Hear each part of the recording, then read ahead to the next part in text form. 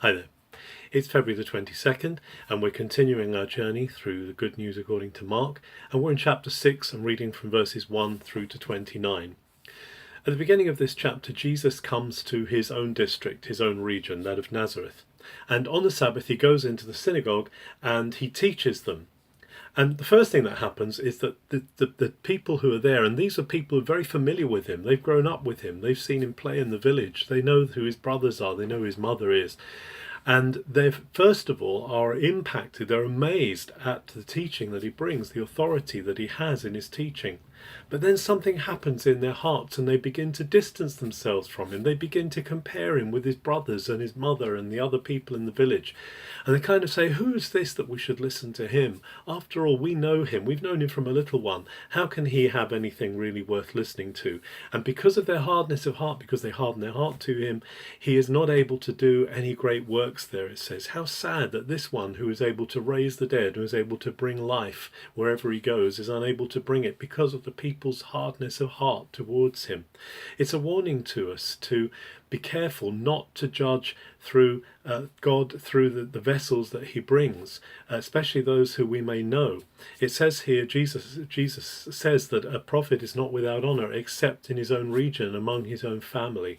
We don't want to be those who push away the things that God is saying through the people that God is saying them through because of our over familiarity. We just need to be aware of that.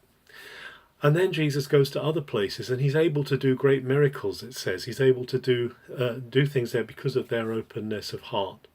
And then Jesus sends out his emissaries. He sends out what are called his apostles, those who are sent out with his authority.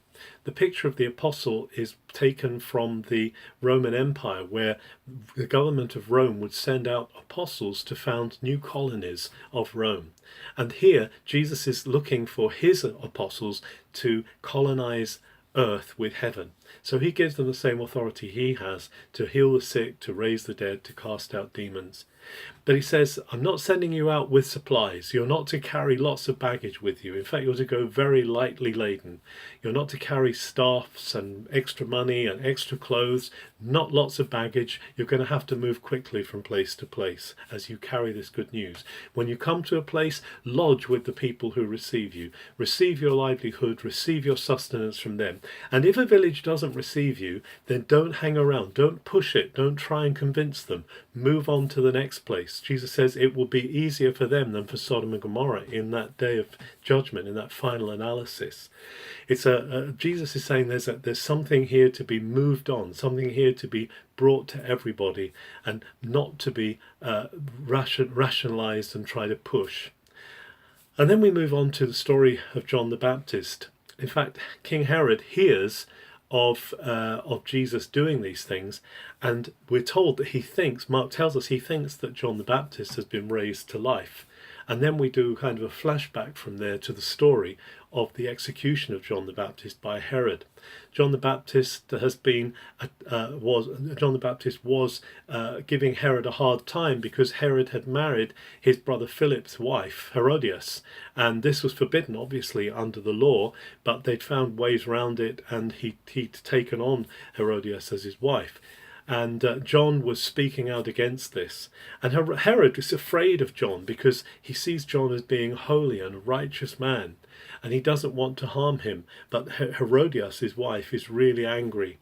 And her daughter, traditionally her name is Salome, though we're not given the name in Mark's gospel, we're not given the name in any gospel. It's her daughter comes in, and at a time of partying, she dances before Herod and before his gathered nobility and his high hegions. And Herod is so entranced by her beauty that he says he will give her anything that she asks for, and something very sensual in this, and very not very healthy. And so she actually goes and asks her mother. The king's said, I can have anything I like, what should I ask for? And her mother says, ask for the head of John the Baptist, because that way we'll get rid of him, we'll stop his mouth from these criticisms against me, and he will be done away with. And Herod, filled with regret, filled with remorse, has to grant the request of Herodias' daughter because he's made this promise. And so John is taken to prison. John is in prison and he is executed, and his head is brought on a plate before Herod, who then passes it on to Herodias, while John's disciples bury his body. But this is why, when Jesus is going around doing the miracles he's doing, Herod thinks that John the Baptist has come back from the dead. One thing we really get from this passage that we're talking about is the urgency, is the importance of sharing the good news of Jesus, sharing the life, seeing the kingdom of heaven coming, seeing the kingdom of God coming to the earth, not trying to push people into believing, but actually presenting the good news and allowing them to respond. And also of not taking huge amounts of time, not building empires around this, but actually moving through the earth so that we can see God's kingdom coming. Let's be sure and be true to the word of Jesus today, and let's be good news wherever we go today. Have a very good February the 22nd.